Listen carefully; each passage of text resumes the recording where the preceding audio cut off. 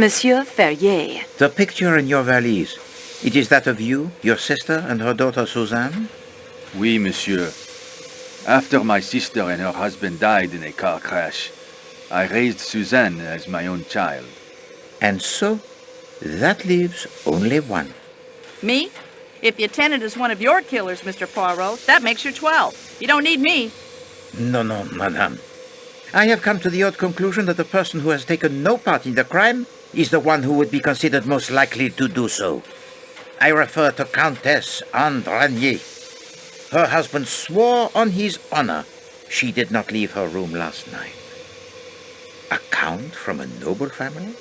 A rising young star in the Hungarian diplomatic service? Such a man does not swear upon his honor lightly.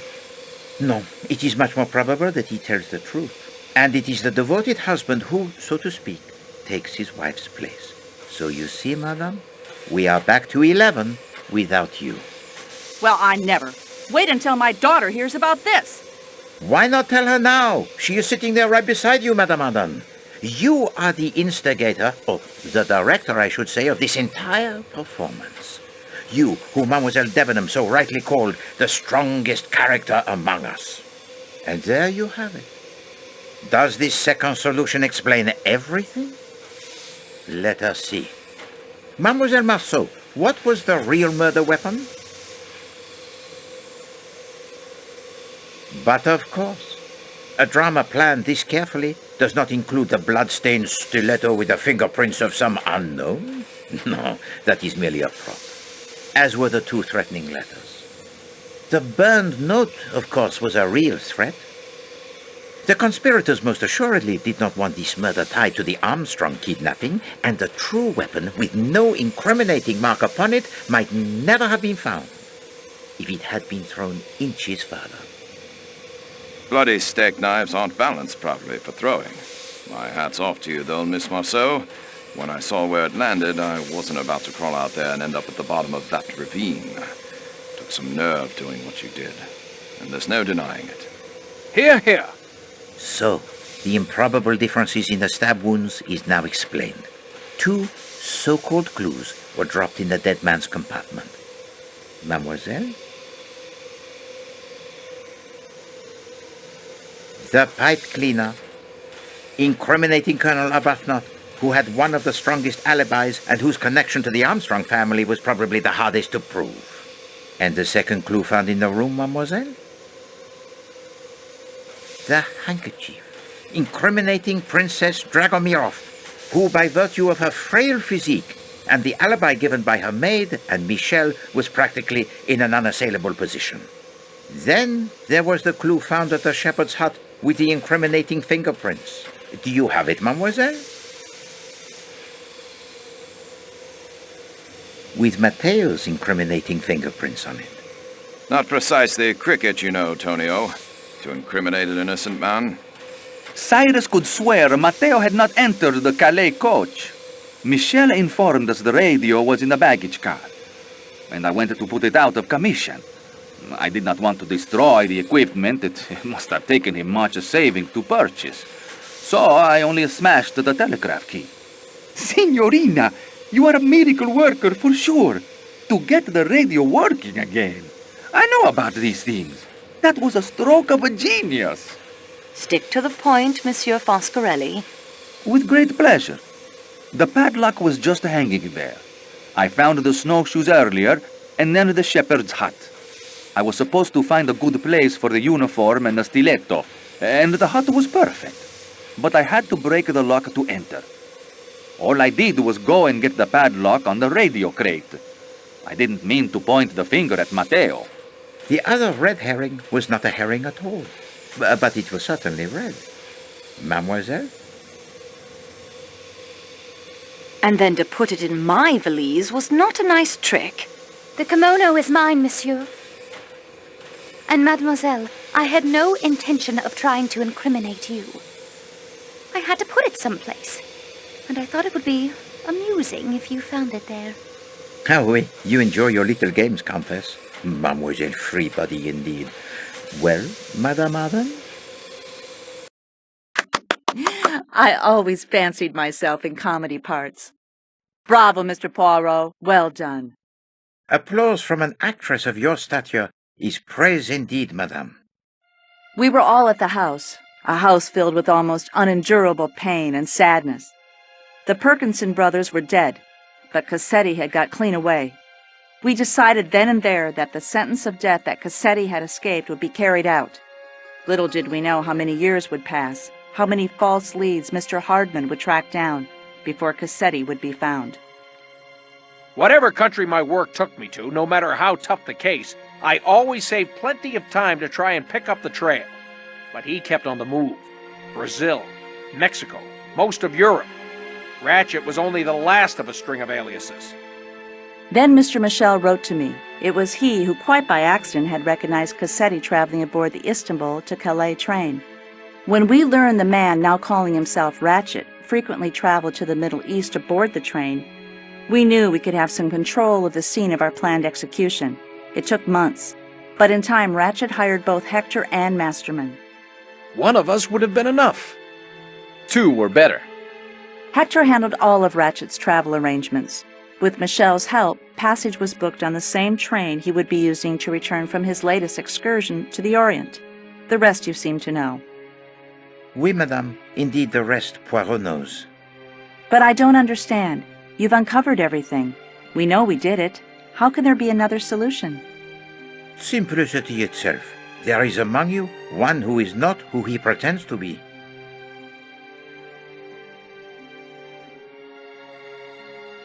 With the help of Mademoiselle Marceau, I will now present you with those clues which fit neither solution so far proposed, and present you with a truth that will surprise even you. I know some of you suspected something was not quite right, but let us now look at the clues that fit neither solution so far. Madame Schmidt says she saw the phantom attendant, but we know now it was sheer invention. Yet we have the testimony of an independent witness who says he saw the non-existent small dark attendant actually getting on the train. Mademoiselle? The engineer. Oui, the engineer while the train was in the Belgrade station. And then there is the crate of Monsieur Ratchet and its unknown occupant. What clues associate themselves with that crate, mademoiselle? The pile of books. Oui, the uniform, I think, worn by the person the engineer saw.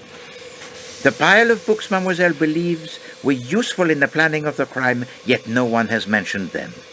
And the fact that the person with access to that key would be in the best position to tell us something of the occupant of that crate. And lastly, there is the little matter of the kidnapping of Mademoiselle Marceau.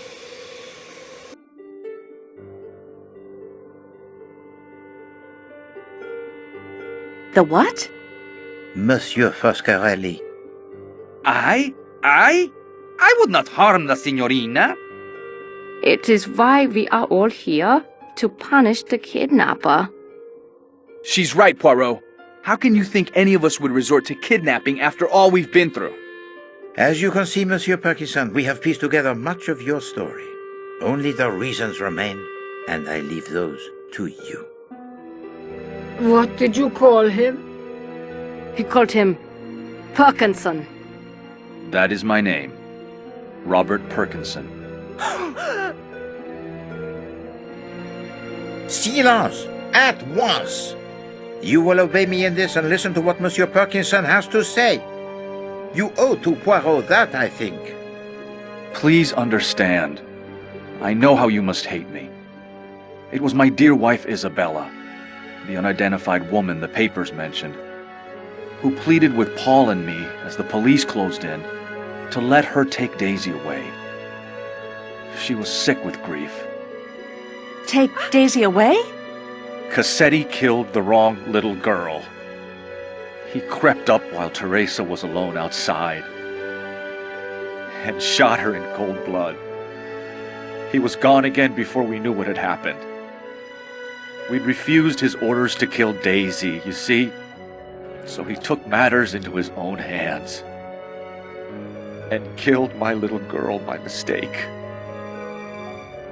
If any group of people could know exactly how my wife felt, you are here before me. and we were afraid. Some accident when the police came. It was unthinkable the little girl should come to harm after we had just buried our own daughter. Some time after I escaped, after Paul had died in the electric chair, and Isabella had identified some John Doe found floating in the harbor as me, I joined Isabella and Daisy in France, where they now lived as mother and daughter. I knew we should return the child, but my wife would have died the day she was gone. The child now answered to the name of our little girl, Teresa, and called my wife Mama. You understood the meaning of the photograph, Mr. Poirot? Your family. You, your wife, and your little girl. And once I realized that, I knew that you could not be Pierre Michel. I then began to consider who you must be. Only one figure could not be accounted for with certainty. Robert Parkinson. Last year, only days after my Isabella succumbed to a cancer that I think grew inside of her since the day of the kidnapping, I sought out Michel. He informed me of the plan to punish Cassetti, a plan that he, despite the death of his niece, never thought he could see through. He showed me the letters Mrs. Hubbard had written to him. He was in a terrible state.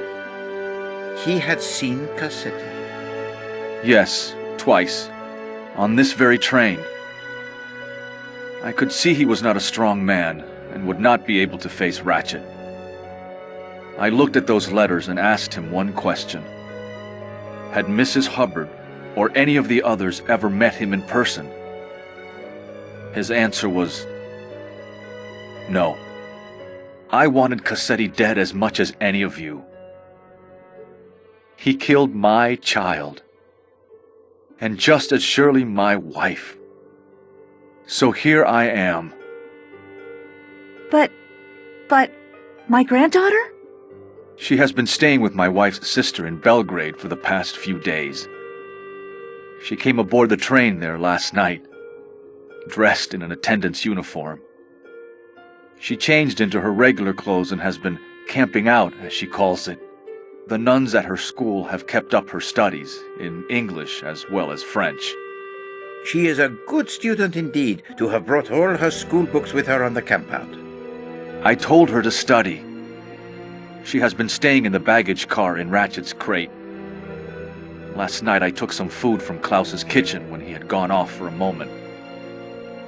And the statue worth $4,000? I dumped it on a trash heap near Sir Keki's station, I'm afraid. This cargo is far more precious. At last, the riddle it is solved, n'est-ce pas, mademoiselle? And with a most satisfactory solution indeed.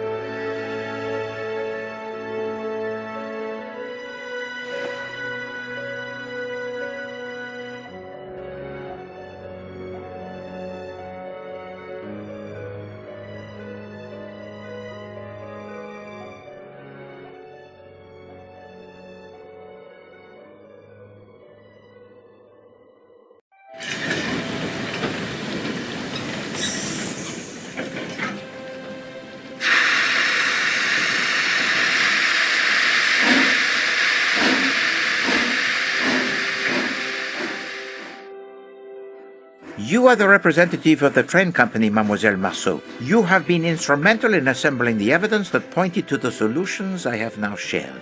And you have been ill-used. I am truly sorry, mademoiselle. I left you all of your belongings in that box, except the one I needed back, the key to the security room. You now know why.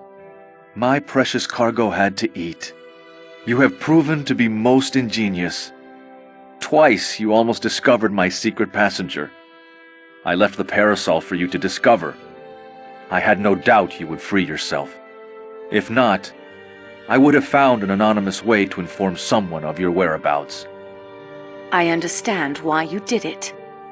As Monsieur Perkinson so rightly observes, you have proven your grey cells to be almost equal to those of Hercule Poirot. So, what do you say, Mademoiselle Marceau? Which solution shall we present to the Yugoslavian police in Broad? Silence, s'il vous plaît. It is now time to hear what Mademoiselle Marceau has decided.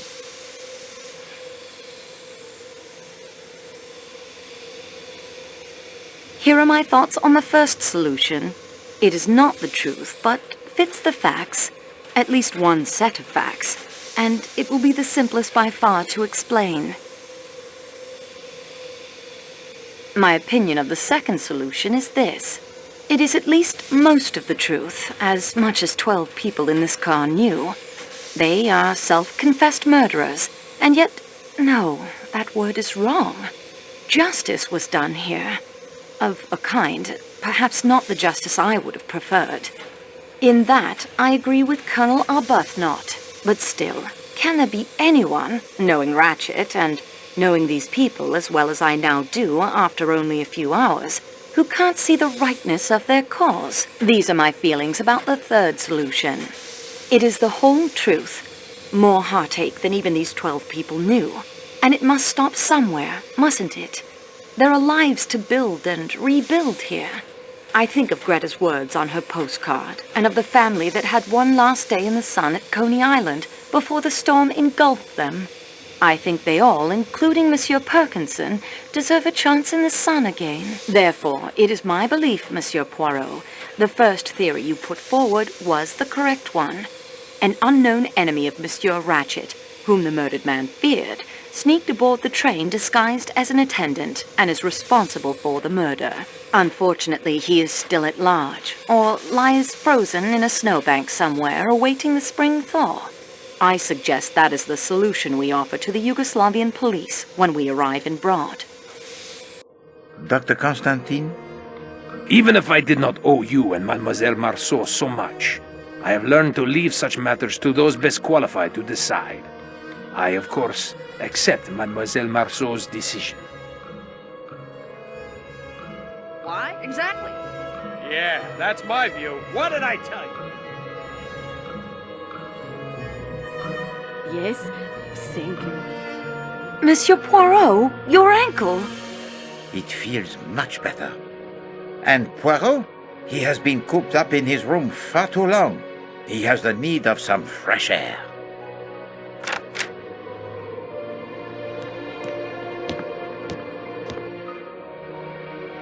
Mr. Michel, I'm sorry, Perkinson, I cannot find it in my heart to hate you. All I find there is forgiveness and thankfulness for giving us back something we thought we'd lost forever. In fact, it seems you are now one of the family. Thank you. Daisy, child, my dear, I am your grandmother.